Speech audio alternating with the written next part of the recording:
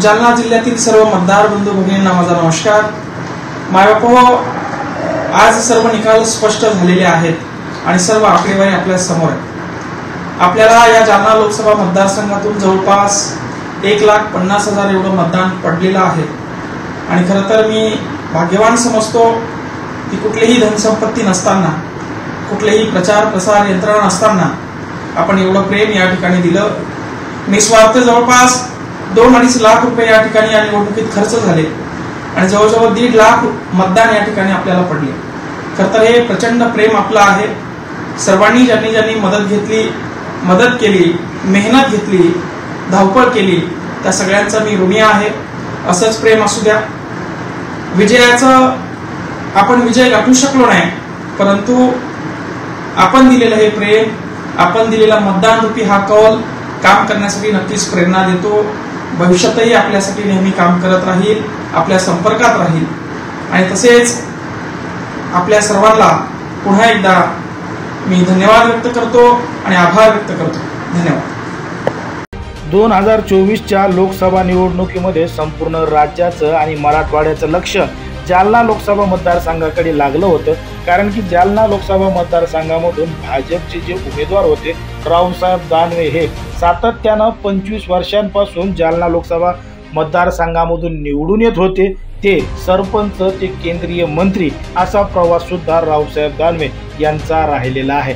काँग्रेसच्या काळात सुद्धा ते सातत्यानं निवडून येत होते, खासदार होत होते, पण मात्र आता गल्लीपासून ते दिल्लीपर्यंत भाजपचं सरकार असून सुद्धा रावसाहेब दानवे यांचा दारुण पराभव झालेला 2024च्या लोकसभा निवडणुकीमध्ये आपल्याला दिसतोय। मग या ठिकाणाहून कल्याण काळे यांनी आघाडी घेतली, मोठ्या मताधिक्यानं कल्याण काळे हे निवडून आले, पण मात्र या ठिकाणी अपक्ष मंगेश साबळे हे सुद्धा 2024च्या लोकसभा निवडणुकीमध्ये उतरलेले होते, उमेदवार होते। आता बऱ्याच जणांना आशा होती की मंगेश साबळे सुद्धा निवडून येतील, खासदार होतील, कारण की शेतकऱ्यांसाठी, कष्टकऱ्यांसाठी, विद्यार्थ्यांसाठी लढणारं, आवाज उठवणारं हे 25 वर्षाचं पोरगं आहे, त्याला निवडून गेलं पाहिजे, दिल्लीत पाठवलं पाहिजे असं सुद्धा अनेकांना वाटू लागलं। पण मात्र या ठिकाणी मंगेश साबळे यांना जालना लोकसभा मतदारसंघामध्ये जनतेची साथ मिळाली आणि मंगेश साबळे हे कल्याण काळे आणि रावसाहेब दानवे या दोघांच्या टक्करमध्ये 3ऱ्या क्रमांकावर राहिले। मंगेश साबळे यांना जालना लोकसभा मतदारसंघामध्ये मोठं मताधिक्य सुद्धा मिळालं, पण तरी सुद्धा ते 3ऱ्या क्रमांकावर राहिले। आता पहिल्याच निवडणुकीमध्ये एवढ्या मोठ्या प्रमाणात मतदान मंगेश साबळे यांनी घेतल्यामुळं जनता त्यांच्या पाठीमागं मोठ्या प्रमाणात असल्याचं चित्र तरी सध्या आपल्याला दिसतंय।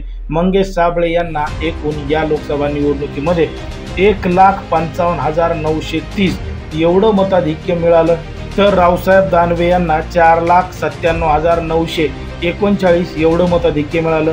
तर या ठिकाणी सर्वाधिक मतदान घेणारे कल्याण काळे यांना 6,07,897 एवढं मताधिक्य कल्याण काळे यांना मिळालं आणि त्यांनी 1,09,958 मतांची आघाडी घेतली। 1,09,958 मतांचं आव्हान देत कल्याण काळे यांनी रावसाहेब दानवे यांचा पराभव केला आणि ते या ठिकाणावर निवडून आले। पण मात्र या ठिकाणी अपक्ष असणारे मंगेश साबळे यांनी सुद्धा मोठी लढत दिली, टक्कर दिली आणि त्यांनी एकूण 1,55,930 मत मिळवत संपूर्ण लोकसभा मतदारसंघामध्ये अनेकांची मनं जिंकून घेतली आणि त्याबद्दल त्यांनी आभार सुद्धा मानलेले आहेत।